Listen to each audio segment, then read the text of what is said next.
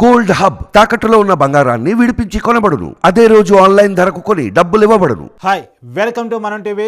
నేను మీ కట్టా కార్తీక్. కవిత ఇంట్లో ఏం దొరికింది? మీ అందరికీ తెలుసు, కల్వకుంట్ల కవిత మాజీ సీఎం బీఆర్ఎస్ అధినేత కల్వకుంట్ల చంద్రశేఖరరావు కూతురు, మాజీ ఎంపీ ప్రజెంట్ ఎమ్మెల్సీగా ఉన్నటువంటి కల్వకుంట్ల కవిత ఢిల్లీ లిక్కర్ స్కాములు కేసులో అరెస్ట్ అయిపోయారు. 100 కోట్ల రూపాయల కుంభకోణం కేసు ఆరోపణలు కవిత ఎదుర్కొంటూ ఉన్న విషయం మనందరికీ తెలుసు. అయితే ఈ కేసులో ఇప్పటికే ఢిల్లీ డిప్యూటీ సీఎం మనీష్ సిసోడియా కానీ, విజయసాయి రెడ్డి వైసీపీ అగ్రనేత విజయసాయి రెడ్డి అల్లుడు శరత్చంద్రరెడ్డి కానీ, లేదు ఒక ఎంపీ కొడుకు కూడా అరెస్ట్ అయిపోయిన విషయం మీ అందరికీ తెలుసు. అయితే ఒక కవిత విషయంలో మాత్రం అరెస్టు ఎప్పుడా అనేటువంటి క్వశ్చన్ మార్క్ అలా ఉండిపోతూ ఉంది. దీని మీద బీఆర్ఎస్ బీజేపీ ఒకటే అని చెప్పేసి కాంగ్రెస్ విమర్శించు కూడా గతంలో మనం చూసాం. అయితే ఎట్టకేలకు ఎలక్షన్ కోడ్ రేపు వస్తుంది అనంగా కవిత అరెస్టు శుక్రవారం పూట జరిగిపోయింది.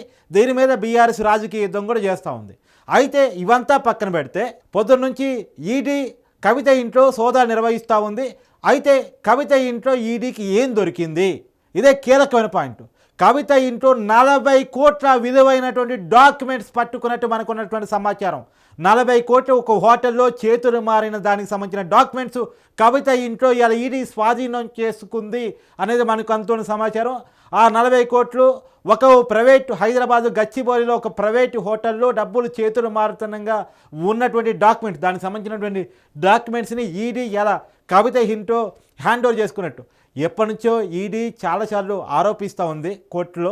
ఆ ఆరోపణ ఏంటి అంటే, పెద్ద ఎత్తున డబ్బులు ట్రాన్సాక్షన్ హైదరాబాద్ కేంద్రంగా జరిగింది, అది కూడా కవిత కేంద్రంగా జరిగింది, కవిత దగ్గరుండి డబ్బులు ట్రాన్సాక్షన్ చేయడం జరిగింది అనేటువంటిది ఈడీ మొదటి నుంచి చేస్తున్న ఆరోపణ. కవితకు సంబంధించి చాలామంది బినామీలను పెట్టుకొని ఢిల్లీ లిక్కర్ స్కామ్లో వచ్చినటువంటి డబ్బుల్ని ట్రాన్స్ఫర్స్ చేపించడం జరిగింది అనేటువంటిది ఈడీ మొదటి నుంచి చేస్తున్న ఆరోపణ. ఆరోపణకు తగ్గట్టే 40 కోట్ల విలువైన డాక్యుమెంట్స్ని ఇలా ఈడీ స్వాధీనం చేసుకున్నట్టు మనకి అర్థమవుతున్న విషయం. ఈ మధ్యకాలంలో ఈ కేసు విషయంలో కవిత బయటపడినట్టేనా? ఎందుకంటే చాలాసార్లు అరెస్టు అవుతుంది అనుకున్నారు, కానీ కాలేదు. ఈ మధ్యకాలంలో పిటిషన్లు అంటే ఇప్పటికీ విచారణ పిలుస్తూనే ఉన్నారు, కానీ రకరకాల కారణాలు చూపిస్తూ కవిత విచారణకు అయితే హాజరు కావట్లేదు. గతంలో సిబిఐ విచారణకు రమ్మని అడిగితే ఎంపీ ఎలక్షన్స్లో నేను బిజీగా ఉన్నాను, ఇప్పుడు వచ్చే పరిస్థితి లేదు, నా షెడ్యూల్ ప్రీఫిక్స్డ్గా ఉన్నాయి, నేను పార్టీలో స్టార్ క్యాంపెయినర్గా ఉన్నాను అంటూ తను రిప్లై ఇచ్చింది సిబిఐకి. కాబట్టి ఈ పరిస్థితుల్లో రేపటి నుంచి ఎలక్షన్ కోడ్ రాబోతుంది కాబట్టి ఈడీ కొంత సీరియస్గా ఈ కేసును తీసుకొని ఈ విషయంలో కవితని ఇలా అరెస్ట్ చేసినట్టు మనకు తెలుస్తూ ఉంది.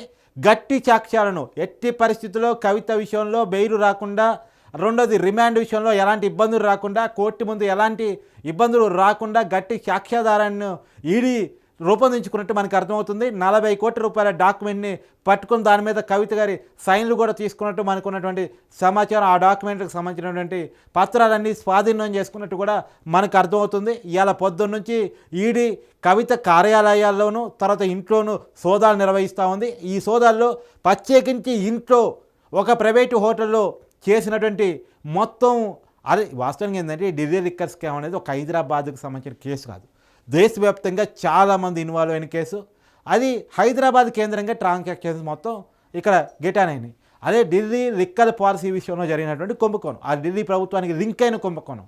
కానీ ఎప్పుడు కేజ్రీవాల్తో ఫ్రెండ్షిప్లో ఉన్నటువంటి కవిత ఇక్కడ ఈ కుంభకోణానికి సూత్రధారిగా పాత్రధారిగా ఉన్నారు అని చెప్పేసి ఈడీ ఆరోపిస్తూ ఉంది. ఈ విషయంలో రేపో మాపో కేజ్రీవాల్ అరెస్టు కూడా జరగబోతుందనే ప్రచారం కూడా వింటూ ఉన్నాం. మరి ఎలక్షన్ కూడా వచ్చిన తర్వాత కేజ్రీవాల్ అరెస్టు టెక్నికల్గా ఇబ్బంది అయ్యే అవకాశం ఉంటుంది. మరి చూడాలి కేజ్రీవాల్ అరెస్టు ఇమీడియట్గా అవుద్దా కాదా మనకు తెలియదు. కానీ కవిత అరెస్ట్ అయితే జరిగిపోయింది. కవిత ఇంట్లో కూడా 40 కోట్ల రూపాయల విలువైనటువంటి డాక్యుమెంట్స్ అంటే దానికి సంబంధించినటువంటి పత్రాలు పట్టుకున్నట్టు మనకు అర్థమవుతూ ఉంది. అది కాక ఇంకెలాంటి డాక్యుమెంట్ దొరికాయి అనేది కూడా తెలవాల్సింది. మనకంతున్న సమాచారం వరకు ఈ 40 కోట్ల డాక్యుమెంట్ దొరికినట్టు మనకు తెలుస్తూ ఉంది. మరి చూడాలి. Thank you.